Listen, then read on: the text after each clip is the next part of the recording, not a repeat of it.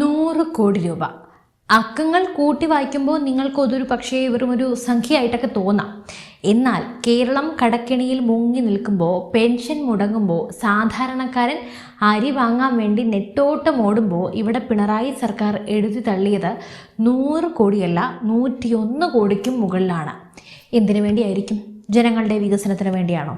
അല്ല, സ്വന്തം മുഖം മിനുക്കാൻ വേണ്ടി, PR വർക്കിന് വേണ്ടി മാത്രം. വിവരാവകാശ രേഖകളൊക്കെ പുറത്തു വരുമ്പോൾ ഞെട്ടിക്കുന്ന ഒരു കള്ളക്കളി ഇവിടെ മറനീക്കി പുറത്തു വരികയാണ്. പിണറായി വിജയൻ എന്ന മുഖ്യമന്ത്രിയുടെ അറിവോടെ നടന്ന ഈ കോടികളുടെ ഒഴുക്കിൻ്റെ പിന്നിലെ ആ രഹസ്യം എന്താണ്? മുൻ മുഖ്യമന്ത്രിയുടെ ഇത്തരത്തിലുള്ള ഈ ഒരിക്കലും സഹിക്കാൻ പറ്റാത്ത ഈ അഴിമതിയുടെ പിന്നിലെ അണിയറ കഥകൾ എന്താണ്? കിഫ്ബിയിൽ നിന്നും പരസ്യ കമ്പനികളിലേക്ക് ഒഴുകിയ ഈ പണം ആരുടേതാണ്? ഈ 4.5 ലക്ഷം കോടി രൂപയുടെ കടബാധ്യതയുള്ള ഒരു സംസ്ഥാനം എങ്ങനെയാണ് പരസ്യത്തിന് വേണ്ടി മാത്രം ഈ ആഡംബരം കാണിക്കുന്നത്? കേരളം കേൾക്കാൻ പോകുന്ന ഏറ്റവും വലിയ പരസ്യ അഴിമതിയുടെ ചുരുളുകളാണ് ഇവിടെ അഴിയുന്നത്. കേരളത്തിൻ്റെ അടിസ്ഥാന സൗകര്യ വികസനത്തിന് വേണ്ടി രൂപീകരിച്ചതാണ് കിഫ്ബി അഥവാ Kerala infrastructure investment fund board. വിദേശത്തു നിന്നും സ്വദേശത്തു നിന്നും കോടികൾ കടം വാങ്ങി കേരളത്തെ ഒരു സിംഗപ്പൂർ ആക്കുമെന്നാണ് പിണറായി വിജയൻ അന്ന് നമ്മളോട് തട്ടിവിട്ടത്. എന്നാൽ ആ കടം വാങ്ങിയ പണമൊക്കെ എങ്ങോട്ടേക്കാണ് പോകുന്നത്? കഴിഞ്ഞ ദിവസം പുറത്തു വന്ന വിവരാവകാശ രേഖകൾ സർക്കാരിൻ്റെ മുഖം മൂടി വലിച്ചു കീറുകയാണ്.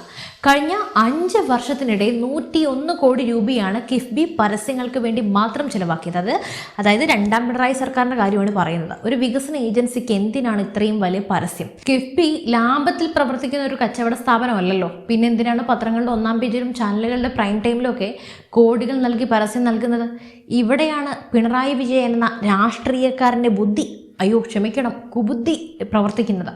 ഭരണവിരുദ്ധ വികാരം മറികടക്കാൻ വേണ്ടി മാധ്യമങ്ങളെ പണം നൽകി കൂട്ടുപിടിക്കുക. ജനങ്ങളുടെ നികുതി പണം മാധ്യമങ്ങൾക്ക് പരസ്യമായി നൽകിയാൽ അവർ സർക്കാരിനെതിരെ വാർത്ത ചെയ്യില്ല എന്ന ഉറച്ച വിശ്വാസം ഈ 101 കോടി രൂപ വെറും തുടക്കം മാത്രമാണ്. ഈ 101 കോടിയുടെ കണക്കുകൾ വർഷം തിരിച്ച് പരിശോധിച്ചു കഴിഞ്ഞാൽ ഒരു വലിയ ഗൂഢാലോചന തന്നെ നമുക്ക് കാണാൻ സാധിക്കും. 2021-22 സാമ്പത്തിക വർഷം 12.38 കോടി രൂപയാണ് 2ാം പിണറായി സർക്കാരിൻ്റെ തുടക്കകാലം. അന്ന് തന്നെ പരസ്യ മാമാങ്കത്തിന് തുടക്കമിട്ടു. 2022-23 കാലയളവിൽ 7.70 കോടി രൂപ. ഇവിടെ അല്പം കുറഞ്ഞെങ്കിലും അടുത്ത വർഷം ഇതിനുള്ള മറുപടിയും ചെയ്തിട്ടുണ്ട്. 2023-24 വരുമ്പോൾ 28.88 കോടി രൂപ. ശ്രദ്ധിക്കുക, തൊട്ട് മുമ്പത്തെ വർഷത്തിനേക്കാൾ 4 ഇരട്ടി വർധനവ്. എന്തായിരുന്നു ഇതിന് പിന്നിൽ? ലോക്സഭാ തിരഞ്ഞെടുപ്പിന് മുന്നോടിയായിട്ടുള്ള ഇമേജ് ബിൽഡിംഗ് ആണ്. ഇനി 2024-25 വരാം. 37.51 കോടി രൂപ. ഇതാണ് ഏറ്റവും വലിയ ഞെട്ടൽ. ഒരു വശത്ത് സംസ്ഥാനം കടുത്ത സാമ്പത്തിക പ്രതിസന്ധിയിൽ, മറുവശത്ത് പരസ്യത്തിന് വേണ്ടി മാത്രം 37 കോടി രൂപ. ഈ 2025-26 വരുമ്പോൾ, അതായത് ഡിസംബർ വരെയുള്ള കാലയളവാണ്, വെറും 9 മാസം കൊണ്ട് 14.53 കോടി രൂപ. അപ്പോൾ ഈ കണക്കുകളൊക്കെ നോക്കൂ. 2021 നിന്ന് 24 എത്തുമ്പോൾ പരസ്യ ചെലവ് 300% വർദ്ധിച്ചത്. കേരളത്തിൻ്റെ വരുമാനം ഇതുപോലെ വർദ്ധിച്ചോ? ഒരിക്കലുമില്ല. എന്ത് വരുമാനം അല്ലേ? കേരളത്തിൻ്റെ ഉൽപ്പാദന മേഖല വളർന്നോ? ഒരിക്കലുമില്ല. വളർന്നത് പിണറായി വിജയൻ എന്ന വ്യക്തിയുടെ കട്ടൗട്ടുകളുടെ വലിപ്പം മാത്രമാണ്. അപ്പോൾ ആരാണ് ഈ പരസ്യങ്ങൾ നിയന്ത്രിക്കുന്നത്? ഇവിടെയാണ് ലിമാക്സ് അഡ്വർടൈസിംഗ് പ്രൈവറ്റ് ലിമിറ്റഡ് എന്ന പേര് കടന്നു വരുന്നത്. വിവരാവകാശ രേഖകൾ പ്രകാരം 2024-25 വർഷത്തിൽ മാത്രം ഈ ഒറ്റ ഏജൻസിക്ക് നൽകിയത് 5.81 കോടി രൂപയാണ്. അതിന് മുമ്പത്തെ വർഷം 5.38 കോടി രൂപ. അപ്പോൾ ആരാണ് ഈ ലിമാക്സ്? സർക്കാരിൻ്റെ പ്രിയപ്പെട്ട ഏജൻസിയായി ഇവർ മാറിയത് എങ്ങനെയാണ്? യാതൊരു ടെൻഡർ നടപടികളും പാലിക്കാതെയാണോ ഇത്രയും വലിയ തുകയൊക്കെ കൈമാറുന്നത്? ഇതൊന്നും കൂടാതെ പാർട്ടി പത്രമായ ദേശാഭിമാനിക്ക് ഡിസംബർ മാസം വരെ നൽകിയത് 48 ലക്ഷം രൂപ. സഭ TVക്ക് നൽകിയ ലക്ഷങ്ങൾ വേറെ. അങ്ങനെ നമ്മുടെ നാട്ടിലെ പ്രമുഖ പത്രങ്ങളായ മാതൃഭൂമിക്ക് 1.84 കോടിയും മനോരമയ്ക്ക് 38 ലക്ഷവും നൽകി. ഇതൊക്കെ എന്തിനു വേണ്ടിയാണ്? കിഫ്ബിയുടെ പ്രൊജക്ടുകൾ ജനങ്ങൾ അറിയാൻ വേണ്ടിയാണോ? തെറ്റിദ്ധരിക്കല്ലേ, അല്ല. സർക്കാരിനെതിരെ വരുന്ന വാർത്തകളുടെ മുനയൊടിക്കാൻ വേണ്ടിയാണ്. എന്തൊക്കെ കളി കളിച്ചിട്ടെന്താ? പിണറായിയുടെ കസേരയും തെറിച്ചു, അദ്ദേഹം നാടും വിട്ടു. എന്തായാലും പണം നൽകി മാധ്യമങ്ങളെ വിലക്കെടുത്തുകൊണ്ട് ജനങ്ങളുടെ കണ്ണിൽ പൊടിയിടുന്ന ഈ തന്ത്രം പിണറായി വിജയൻ വളരെ സമർത്ഥമായി നടപ്പിലാക്കി. 2024 കേരളം കണ്ട ഏറ്റവും വലിയ ധൂർത്തായിരുന്നു കേരളീയം. ജനങ്ങൾ പട്ടിണി കിടക്കുമ്പോഴാണ് കോടികൾ ഒഴുക്കി ഈ മാമാങ്കം നടത്തിയത്. ഇതിൻ്റെ പണമൊക്കെ എവിടെ നിന്ന് വന്നു എന്ന് ചോദിച്ചാൽ സ്പോൺസർഷിപ്പ് എന്നായിരുന്നു മറുപടി. എന്നാൽ ഓഡിറ്റ് വകുപ്പിൻ്റെ അന്വേഷണത്തിൽ ഈ സ്പോൺസർഷിപ്പിൻ്റെ കണക്കുകളും പുറത്തു വന്നു. അതിലും വലിയ പൊരുത്തക്കേടുകൾ, അയ്യപ്പ മഹാസംഗമത്തിൻ്റെ പൊരുത്തക്കേടുകൾ കണ്ട് നമ്മൾ ഒരു തവണ ഞെട്ടിയതാണ്. അപ്പോൾ ഇത് വീണ്ടും ഞെട്ടാൻ തന്നെ. അപ്പോൾ കിഫ്ബിയുടെ പണം കേരളീയത്തിൻ്റെ PR വർക്കിന് വേണ്ടി ഉപയോഗിച്ചു എന്ന വലിയ ചോദ്യം ഇവിടെ ഉയരുന്നുണ്ട്. PRD വഴി ചിലവാക്കി 203 കോടിക്ക് പുറമെയാണെന്ന് ഓർക്കണം. കോടികൾക്കൊന്നും ഇപ്പോൾ ഒരു വിലയില്ലാതായിരിക്കുന്നു. ധനകാര്യ വകുപ്പും ഓഡിറ്റ് വകുപ്പും PRDയോട് വിശദീകരണം ചോദിച്ചു. പക്ഷേ മുഖ്യമന്ത്രിയുടെ കീഴിലുള്ള വകുപ്പുകൾ മറുപടി നൽകാൻ തയ്യാറാകുന്നില്ല. എന്താ ഇവർക്ക് ഒളിക്കാനുള്ളത്? ഈ എല്ലാ ദൂരത്തിൻ്റെയും തലപ്പത്ത് ഒരാളെയുള്ളൂ, മുൻ മുഖ്യമന്ത്രി പിണറായി വിജയൻ. കേരള ചരിത്രത്തിൽ ഇത്രയധികം പരസ്യപ്രേമിയായ മറ്റൊരു മുഖ്യമന്ത്രി ഉണ്ടായിട്ടേയില്ല. വികസന നായകൻ എന്ന പ്രതിച്ഛായ നിലനിർത്താൻ വേണ്ടി ഏതറ്റം വരെയും അദ്ദേഹം പോകും. ചെയ്യാൻ വികസനമൊന്നും ചെയ്യില്ല, പക്ഷേ പരസ്യത്തിന് യാതൊരു കുറവുമില്ല. ക്രെഡിറ്റ് അടിച്ചെടുക്കലാണ് മുൻ മുഖ്യമന്ത്രിയുടെ ഹോബി. എന്നാലും കിഫ്ബി വഴി എടുക്കുന്ന വായ്പകൾക്ക് വലിയ പലിശയാണ് നമ്മൾ നൽകുന്നത്.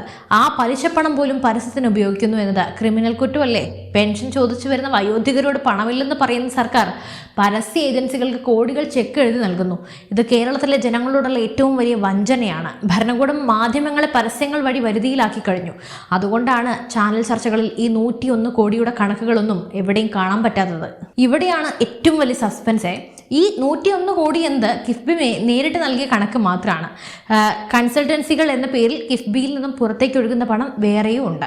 ഓരോ വികസന പദ്ധതിയുടെയും എസ്റ്റിമേറ്റ് പുതുക്കി നിശ്ചയിക്കുമ്പോൾ ലഭിക്കുന്ന കമ്മീഷൻ തുകകൾ ഒക്കെ എവിടെ പോകുന്നു? സോഷ്യൽ മീഡിയയിൽ ഗവൺമെന്റിന് വേണ്ടി സ്തുതി പാടുന്ന സൈബർ പോരാളികൾക്കൊക്കെ പ്രതിഫലം കൊടുക്കണ്ടേ? എന്നാലല്ലേ ഇവരുടെ സ്തുതി പാടൽ നല്ല അടിപൊളിയായിട്ട് മുറുകുള്ളൂ. എന്തായാലും കിഫ്ബിയുടെ ഈ PR ഫണ്ടിൽ നിന്നൊക്കെ തന്നെയാണ് ഇതെല്ലാം പോകുന്നത്. ദുബായിലും അമേരിക്കയിലും നടത്തുന്ന ലോക കേരള സഭകളുടെ മറവിൽ കിഫ്ബി പണം ഒഴുകുന്നുണ്ട്. അപ്പോൾ ഈ വിവരങ്ങളൊക്കെ പുറത്ത് വന്നപ്പോൾ പിണറായി സർക്കാരിന് രക്ഷപ്പെട്ടല്ലോ, കസേര തെറിച്ചല്ലോ, ഇനി പ്രശ്നമില്ല. എന്തായാലും ഈ വിവരാവകാശ രേഖ ഒരു മഞ്ഞുമലയുടെ അറ്റം മാത്രമാണ്. നമ്മൾ ആലോചിക്കേണ്ടത് ഒന്നേയുള്ളൂ, ഈ 101 കോടി രൂപ കൊണ്ട് കേരളത്തിൽ എന്തുണ്ടാക്കാമായിരുന്നു?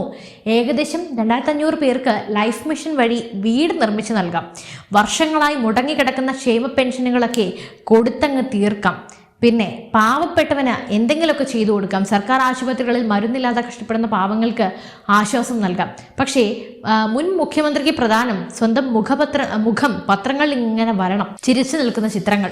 ജനങ്ങളുടെ പണം കൊണ്ട് ജനങ്ങളെ തന്നെ വിഡ്ഢികളാക്കുന്ന ഈ വിദ്യ എന്തായാലും ഇതോടെ അവസാനിച്ചല്ലോ, സന്തോഷം. അപ്പോൾ ഈ കൊള്ളക്കെതിരെ നിങ്ങൾക്ക് എന്താണ് പറയാനുള്ളത്? നിങ്ങളുടെ നികുതിപ്പണം ഇങ്ങനെ പരസ്യമായി ചിലവാക്കിയതിനെക്കുറിച്ച് നിങ്ങൾക്ക് എന്തെങ്കിലും പറയാനുണ്ടോ? അപ്പോൾ ഇതൊക്കെ വികസനമായി തോന്നുന്നുണ്ടോ? ഈ PR വർക്കിനെ കുറിച്ച് നിങ്ങളുടെ അഭിപ്രായങ്ങൾ തീർച്ചയായും താഴെ കമൻറ്റ് ചെയ്യൂ. അതുപോലെ തന്നെ ഈ വീഡിയോ മാക്സിമം ആളുകളിലേക്ക് എത്തിക്കുക. കാരണം ഈ കണക്കുകൾ ഒരിക്കലും മാധ്യമങ്ങൾ പറയില്ല. കേരളത്തിൻ്റെ യഥാർത്ഥ അവസ്ഥ എല്ലാവരും അറിയട്ടെ. മറ്റൊരു വിഷയമായി വീണ്ടും എത്തും വരെ നന്ദി.